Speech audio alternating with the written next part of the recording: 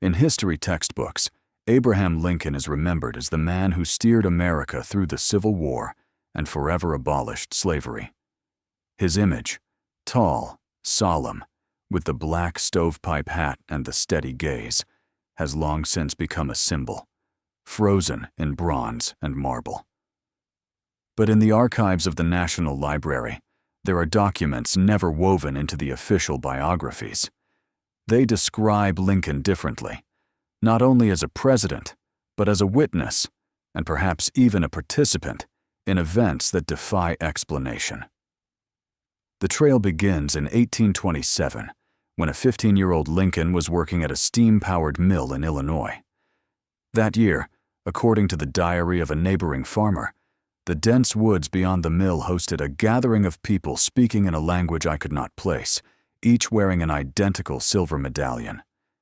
The entry, written in a careful hand, was filed away and ignored for almost a century. No follow-up, no local gossip, just that single unnerving account. The real fracture in Lincoln's story, however, came in the spring of 1862. By then, the nation was tearing itself apart in war. Yet, in the midst of mounting battles and political crises, the president slipped away from the White House under the cover of night.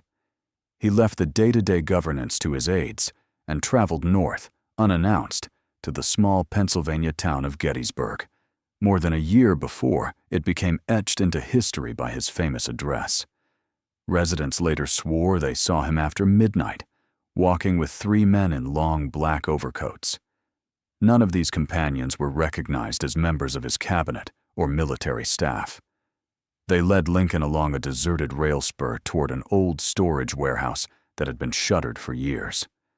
What happened inside was never officially recorded, but multiple witnesses claimed to have seen the group emerge carrying a massive wooden crate bound in blackened iron straps. It took all 4 men to maneuver it onto the bed of a covered wagon, its canvas drawn so tightly that no shape of the contents could be made out. Without speaking to anyone, they departed into the fog. 2 days later, Lincoln reappeared in Washington. The trip is absent from any formal record, as though it never occurred. What was in that crate? Why would a sitting president involve himself directly in its transport? And what possible link could it have to decisions and movements for which there is no trace in conventional history? The first clue surfaced decades later, in 1909, during renovations to one of the oldest sections of the White House. In a dust-choked basement room, behind a wall of rotted shelving, workers found a sealed trunk. Inside were several bundles of letters written in Lincoln's own hand. These letters are unlike any others in his known correspondence. They do not mention the war, legislation, or political rivals. Instead, they speak of something Lincoln calls the keepers, and of what he names the secret of the 4. The tone is not rhetorical or political. It is urgent, almost pleading. In several passages, he warns of a trust that cannot be broken without consequence, and describes diagrams that no historian has yet fully deciphered. One letter, dated April 21, 1862, contains only a single sentence. The first gate is opened by the hand that refuses to be seen. It is this date that takes us back to the night in question, back to the warehouse by the railway, back to the moment when a president stepped outside the boundaries of his elected duties and into the shadows of something older, stranger, and far less understood. Our investigation begins there, with the first location, the first recorded movement of an object that should not exist, a place where, officially, the President of the United States never set foot. April 21, 1862. The Civil War was at its height, yet Abraham Lincoln, against all protocol, was spotted far from Washington, traveling without his guards, without the presidential entourage, and without any mention in the public record. That night he appeared in Harper's Ferry, a small, mist-shrouded town on the border of Virginia and Maryland. According to preserved entries in the railroad archives, the president did not arrive on a passenger coach. Instead, He came in aboard a freight train, manifestly assigned for transporting military equipment, an unorthodox and, for a sitting president, dangerously exposed choice. Local residents later recalled that the town had been swallowed that night by a fog so thick the glow of the gas lamps dissolved into nothing just a few steps away. The air was wet and metallic, carrying the faint odor of burned coal drifting from the rail yards. Lincoln himself was seen only once, a tall figure, unmistakable in his stovepipe hat and long coat, emerging from the steam of the depot alongside 3 other men. These men, dressed in heavy black coats that concealed their faces, kept close to him as they made their way toward the shuttered industrial quarter.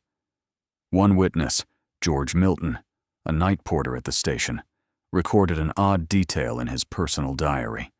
He wrote, "They carried a crate, but it was too quiet. No rattle of iron, no shifting of wood. It breathed."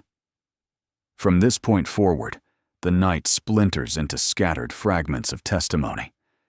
In the police log of Harper's Ferry, there is an entry for repeated nocturnal noises resembling hammer blows, coming from the ruins of the old armory, an installation destroyed in the infamous raid of 1859 and never rebuilt.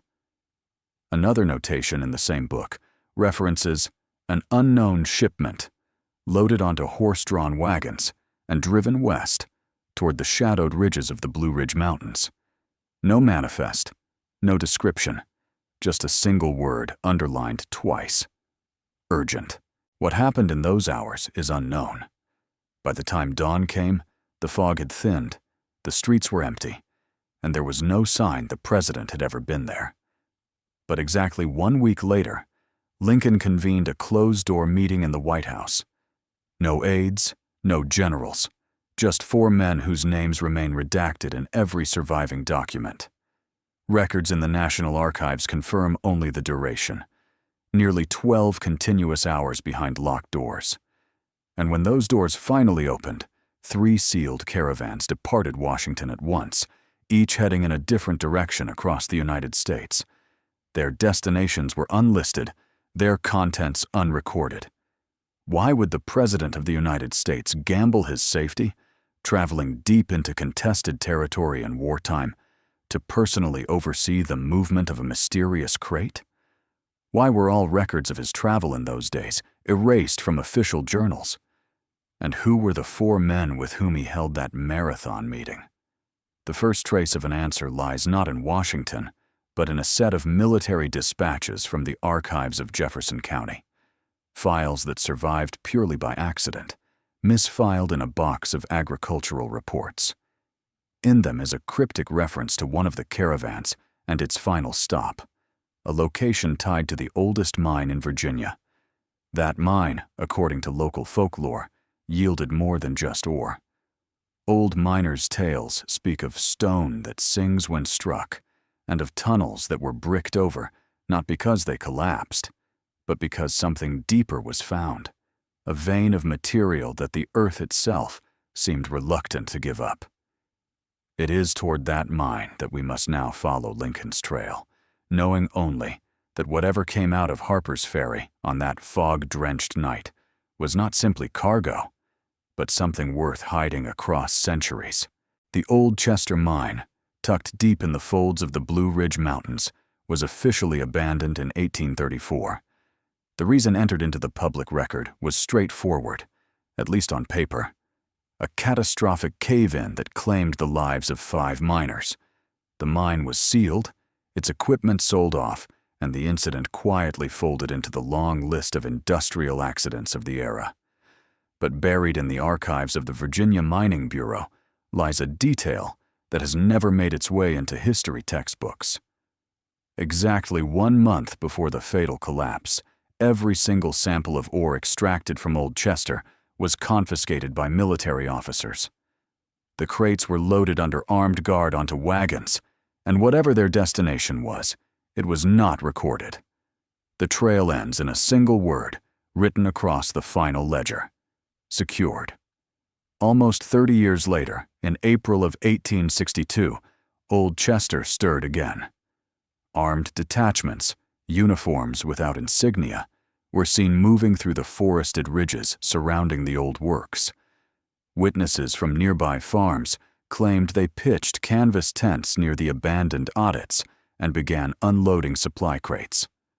Among these crates was one that drew particular attention. A massive wooden chest banded in steel, its lid engraved with a symbol unlike any known mining or military marking. It was a circle, quartered into 4 equal sections, the same enigmatic emblem that would later appear in Lincoln's private letters and in the few surviving notes about the so-called secret of the four. The mine entrance was cleared with unusual precision. Rotten timbers were replaced with fresh oak beams. New supports were driven deep into the earth. On the surface, sentries were posted in a wide perimeter, far enough that no civilian could glimpse the work being done inside. According to entries in the logbook of the Jefferson County Sheriff, strange noises began 2 days after the guards took up position, not the groan of timber under strain or the distant rumble of rockfall, but sharp, metallic impacts, as if something inside the mountain struck back. Alongside the clangs came a low, sustained hum, felt more in the bones than heard with the ears, that carried as far as the nearest village. Farmers complained their livestock grew restless at night, pacing in their enclosures without reason. Then came the night of April 27th. By morning roll call, an entire section of the guard was missing. Their tents remained neatly pitched. Inside, rifles were stacked with military precision. Boots, placed side by side, sat at the foot of each cot. There were no signs of struggle, no tracks led away from camp. It was as if the men had simply stepped out of their uniforms and ceased to exist. Within a week, the entire operation vanished as suddenly as it began. But unlike the closure of 1834, Old Chester was not left to decay naturally. This time, the shaft was sealed beneath an unbroken slab of poured cement, several feet thick. No markers were left. No records of the final day's work survive in official archives. Even local newspapers, so fond of mining gossip, made no mention of the military presence, or the fact that, for those 2 weeks, a remote corner of the Blue Ridge was under effective martial law. Why, in the middle of a war tearing the nation apart, would the President of the United States see fit to send a guarded shipment to a long-dead mine? What lay within those tunnels that required not merely guarding, but complete isolation from the world? The only surviving hint comes from a single handwritten note, the sole page rescued from the effects of an Army engineer whose name was omitted from his own service record. The scrap surfaced in a private collection in 1948. The writing is spare, the ink browned with age. A stone not of this earth. 4 who know its true name, and the one who carries it will not remain unchanged. Whether that stone was ore, artifact, or something stranger entirely is unknown. But the choice of words, true name, suggests it was more than a physical object. In certain traditions, to know the true name of a thing is to hold power over it. If so, the 4 men Lincoln met with after Harper's Ferry may not have been his advisors or generals at all, but the last living keepers of a knowledge buried in the mountains long before the war, and buried again under cement when it threatened to surface. Beneath the White House lies a warren of rooms rarely mentioned on guided tours. Some are storage spaces, some long-forgotten wine cellars, and some, if the oldest blueprints are to be believed, date back to the earliest days of the Republic. One such space, now used as nothing more than a maintenance storeroom, was once known simply as Room Number 4. Narrow, without windows, its only exit led into a brick corridor so old that its mortar crumbled at the touch. In the mid-19th century, this unremarkable chamber was not a place for mops and crates, but for something, or someone, that required secrecy and watchfulness. The archives of the Office of Public Buildings preserve a faded inventory sheet dated May 1862, cataloging the usual supplies of the time: ink, 2 barrels, candles, 48, nails, 6 pounds. But tucked between these mundane entries is a single line that defies explanation. Stone. 1. Temporary storage. Access restricted. The weight is recorded, 312 pounds, and, unusually, the storage location is specified. Room number 4. The document bears a signature at the bottom, written in a hand that is instantly recognizable: A. Lincoln. Why would the President of the United States personally certify the receipt of a stone? What was its origin, and why was its storage temporary? A fragmentary answer surfaces in the memoir of Thomas Pennington, a junior assistant librarian of Congress. Pennington recalls a night when he happened to be in the White House basement, delivering ledgers, and saw President Lincoln descending the steps with 3 men. All 4 wore long black overcoats and gloves, despite the mild weather. More unsettling was what each man carried: a silver medallion marked with the same quartered circle symbol that would later appear in Lincoln's mysterious letters about the keepers. Pennington writes that after they entered room number 4, a sound began to seep through the heavy door, neither fully music nor entirely mechanical. It was at once a deep organ-like resonance and a distant hammering, like iron striking from within stone. Minutes later, the door opened. The men emerged, carrying an object swathed in thick black cloth, the unmistakable bulk of something heavy and rigid beneath. That same month, Lincoln issued an unusual order, halting all construction and maintenance work in the White House basements until further notice. Access to the sublevels was to be restricted to a list of 4 names. The list has not survived, but a passing mention of it appears in a private letter from an Army engineer to his brother, proof that it existed. According to scattered sources, the stone was removed from room number 4 on the night of May 14, 1862. Where it went is not recorded, but that date marks a turning point. From that night onward, Lincoln began writing his strange private notes about the keepers and the secret of the 4. What happened in the hours between its removal and dawn is a story the official histories never tell. But for Lincoln, it was the moment when the burden he carried as president became something far more secretive and far more dangerous. The night of May 14, 1862 was moonless. Low clouds pressed down over Washington, and rain, steady, cold, and insistent, had been falling for nearly 24 hours.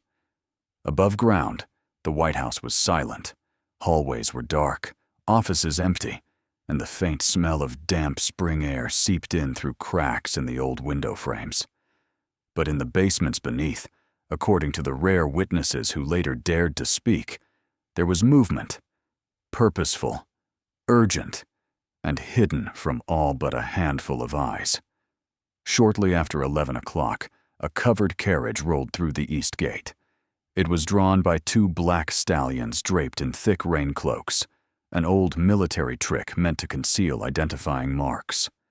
4 mounted escorts flanked the carriage, each wearing a long oilskin coat and a tall black hat that made them nearly indistinguishable from one another in the rain.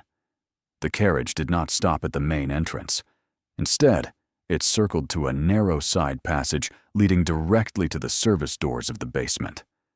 President Abraham Lincoln was already waiting there, his towering frame casting a thin, wavering shadow in the lamplight. In one hand, partly hidden by his coat, he clutched a silver medallion, the same one he was rumored to carry at all formal events, though few had ever seen it up close. The cargo was unloaded without a word. Even under the heavy black tarpaulin, its bulk was unmistakable. The stone that had been sealed in room number 4 for weeks. It was placed atop a low copper pedestal in the center of the room. The pedestal itself was unlike any official government furnishing, its surface engraved with a repeating pattern of symbols belonging to no known language. some curving in spirals, others jagged like fractured lightning. Once it was set, the escorts left. Only Lincoln and 3 other men remained behind. They shut the heavy door from the inside and barred it. What happened next is known only through fragmentary accounts and the recollections of one military engineer whose private notes surfaced decades later. According to him, within minutes, a deep, resonant vibration filled the room, so low it was felt in the ribs rather than heard in the ears. It grew until it seemed to pulse through the very brickwork. At exactly midnight, something happened that could not be explained away as coincidence. 3 miles to the south, in the district where the military hospital stood, every clock stopped. For 60 full seconds, the second hands froze. Kerosene lamps sputtered out on their own, their flames vanishing as if smothered by invisible hands. Back in the White House, those in the basement claimed the air grew heavier, pressing down on lungs and shoulders. The copper pedestal grew warm. The engraved symbols along its edge began to darken, as if ink were bleeding up through the metal itself. And then, silence. By dawn, the stone was gone. Room number 4 stood empty except for 2 things: the silver medallion, lying face down on the floor, and a dark, irregular stain at the exact center of the pedestal's former position. The stain resisted all efforts to remove it: water, solvents, even acid. It remained like a shadow burnt into the floor. 2 days later, Lincoln began composing the first of his now infamous private letters, those addressed only to the cryptic keepers and centered on something he called the secret of the 4. The very first letter ended with a single unsettling sentence, written in his own steady hand. "We have opened it, but it has not yet opened us." It was the beginning of a correspondence that would span the rest of his presidency, one that the official histories would never acknowledge, and that would vanish into locked archives after his death. The letter dated May 16, 1862, discovered in 1909 in a sealed trunk in the White House basement, was addressed to a man named Edgar M. Hult. No official record exists of Hult in military rosters, government payrolls, or political appointments. His name appears nowhere in the correspondence of known Civil War figures. And yet, in 3 unrelated private journals from the period, witnesses described a man of identical appearance: tall, gaunt, dressed in a long black coat, wearing a silver medallion over his chest. The letter was written entirely in Lincoln's own hand. "Edgar, we did all as was commanded. The 4 were gathered, and the stone revealed its light. I saw shapes that do not belong to our time. They stood beyond a door that could not be seen, yet was in the room. We have held it, but I fear it has also held us." The implication is chilling, that on the night of May 14th, those present had performed some kind of act or ritual in room number 4, one that caused the stone to display properties far outside the realm of known physics. In fragments from other letters, Lincoln elaborated. The surface of the stone began to glow from within, at first with a soft, pale white light. Over the course of minutes, that glow deepened to red, then to a consuming black, a darkness that absorbed the lamplight around it. Most disturbing is his mention of the 4 voices. Lincoln writes that every man present heard a voice speaking in an unknown tongue, yet each was certain the words were addressed to him alone. The speech was not merely incomprehensible, it was personal. One of the men, Lincoln noted, collapsed mid-ceremony. He remained unconscious until dawn. When he finally awoke, his hair had turned completely white, and his eyes no longer reacted to light. In the days that followed, each of the 4 experienced strange and unsettling symptoms. Lincoln complained of whispers in the walls of his residence and of a deep cold in his hands, even during the summer heat. Another participant, believed to be Colonel John M. of Baltimore, vanished entirely from his locked home. His door was bolted from the inside, the hearth still warm, and on his desk lay only his silver medallion. Official records state that roughly a month after the events of May 14th, the stone was relocated as part of archival reorganization. The unofficial account, passed quietly among certain circles, claims it was moved to a hidden chamber beneath the old Springfield Armory in Illinois, Lincoln's hometown. By July 1862, Lincoln's surviving correspondence ceases to mention the stone directly. Instead, his letters speak cryptically of the coming return. He insists that the secret of the four is not merely the knowledge of the stone's origin, but the duty to guard what is contained within it. Something, he warned, that couldn't be allowed to emerge. Years later, after Lincoln's assassination, renovations to the Springfield Armory revealed a vacant copper pedestal, identical to the one once kept in room number 4. The stone itself was nowhere to be found. The last known trace surfaces in an 1898 photograph, 4 men standing before a weathered barn in rural Illinois, each wearing a silver medallion engraved with the 4-sectioned circle. One of the faces bears a striking resemblance to Edgar M. Hoult, a man who, according to every official source, had been dead for 26 years. What happened in that locked basement room on May 14, 1862? The evidence suggests the 4 did not merely open a container or examine an artifact. They opened something else, something that, in turn, had opened them. And perhaps that is the true meaning of Lincoln's words, that the secret of the 4 was never theirs to keep. The stone knew them. It remembered. And it was waiting. After Abraham Lincoln's assassination in 1865, all of his personal effects were inventoried and passed to his widow, Mary Todd Lincoln. Among the listed possessions was a small metallic medallion engraved with an unfamiliar symbol. In the official paperwork, it was described blandly as a family keepsake. No mention was made of its origin, nor of Lincoln's connection to the men who once wore such medallions in the basement of the White House. Within a year, it was gone, vanished from the Todd Lincoln household without explanation. 13 years later, in Springfield, Illinois, the medallion's shadow seemed to stir again.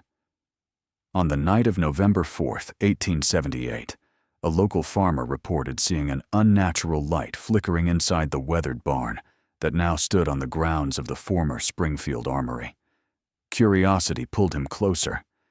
As he reached the doors, they swung open on their own, revealing a single object in the center of the darkened space, a massive, black stone resting on a low copper pedestal.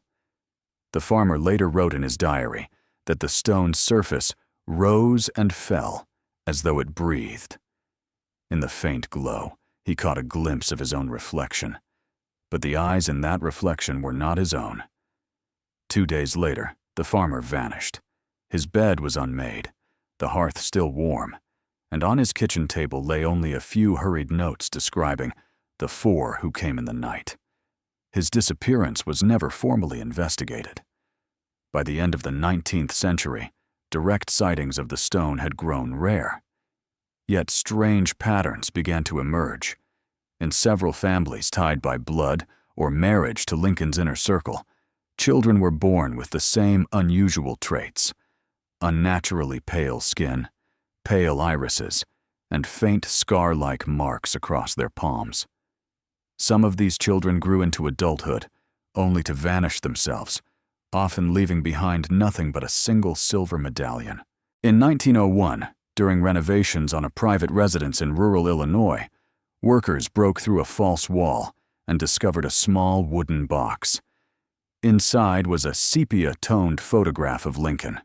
The image was distorted, the background unnaturally darkened, his face illuminated only by an unseen source, and in his eyes, what looked like the reflection of flames.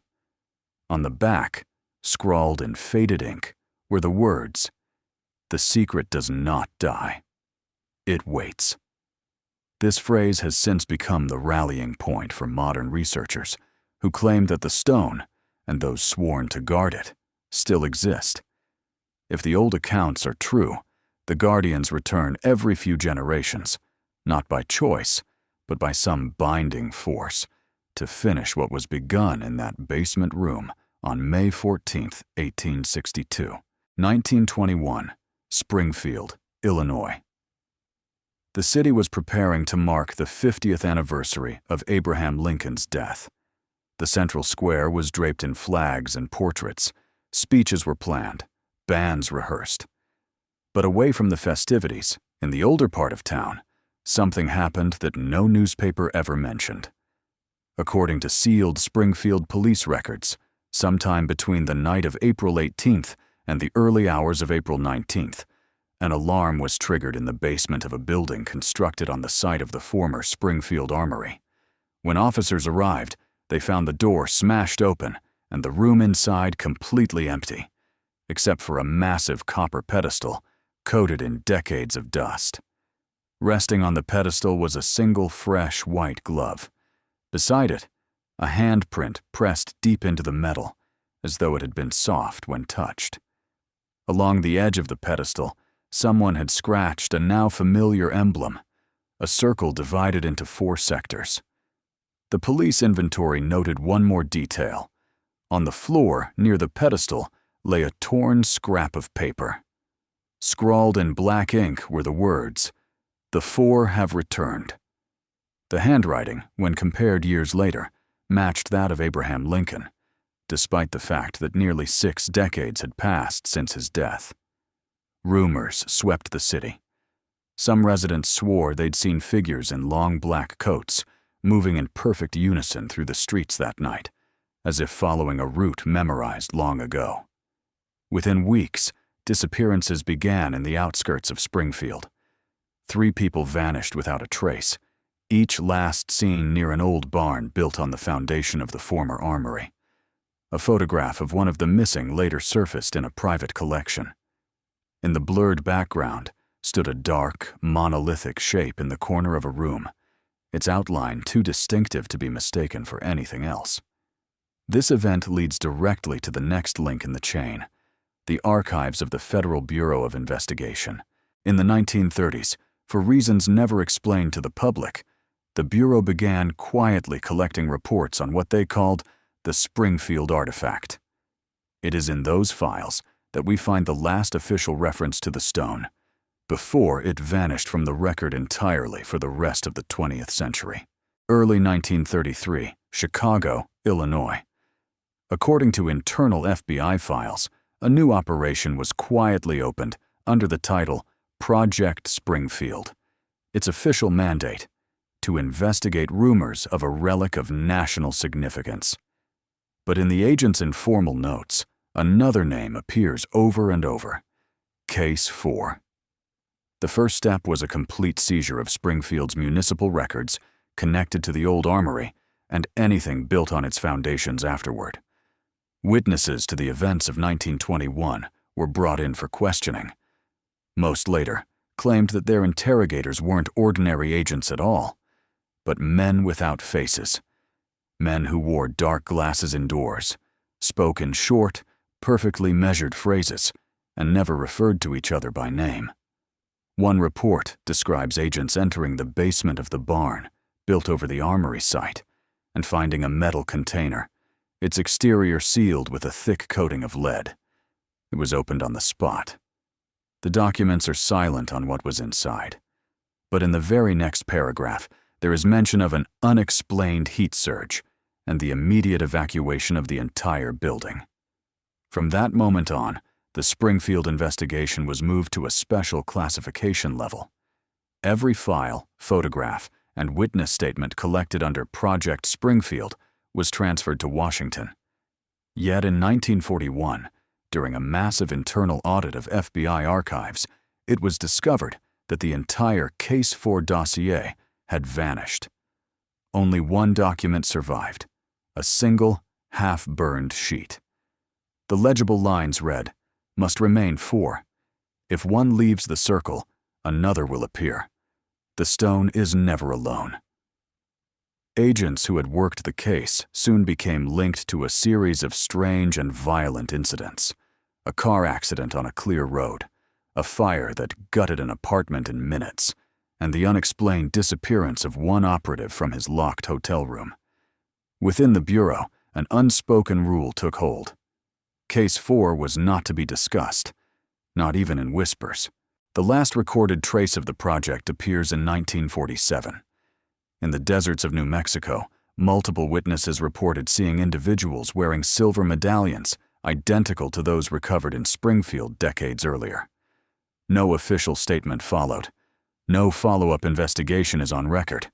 And from that point on, Project Springfield simply ceased to exist, at least on paper. After 1947, there were no more official references to the stone. But the absence of records does not mean the absence of the story itself. In private collections and old family archives, strange artifacts began to surface. Silver medallions, faded photographs where the shadows looked unnatural, and letters bearing the same four-quartered circle. In 1965, a Boston collector purchased a small wooden casket at auction. It had been found in an abandoned house in Illinois. Inside lay a fragment of black stone, smooth to the touch, yet under certain light, faint symbols appeared across its surface. A week after acquiring it, the collector vanished without a trace. That same night, his house burned to the ground. The fragment was never recovered. In 1982, workers installing a new safe in the basement of a government building in Washington reported finding a hollow recess in the wall. At the bottom was a perfectly round impression, matching the stone's known dimensions. The niche was empty, but still warm, as if whatever had been there had been removed only moments before. In 2004, during White House renovations, contractors accidentally broke through a bricked-up passage. It led to a small, windowless room whose dimensions matched historic descriptions of room number 4. In the center of the floor was the same quartered circle symbol found on the medallions. Stonework specialists determined the floor markings were far too fresh to date back to the 19th century. Today, more than 160 years after the night of the 4, the question remains open. The stone could be in private hands, locked in a government vault, or perhaps no longer on Earth at all. But if Lincoln's writings are to be believed, the stone is never alone. Perhaps that is why, in recent years, there's been a quiet uptick in unexplained incidents. Disappearances of people with no logical link to each other. Sudden thermal surges recorded in otherwise empty locations. The reappearance of the symbol on the walls of historic buildings in Washington, D.C. And if the secret of the 4 has truly survived into the present, the real question is not where the stone is, but who is keeping it now.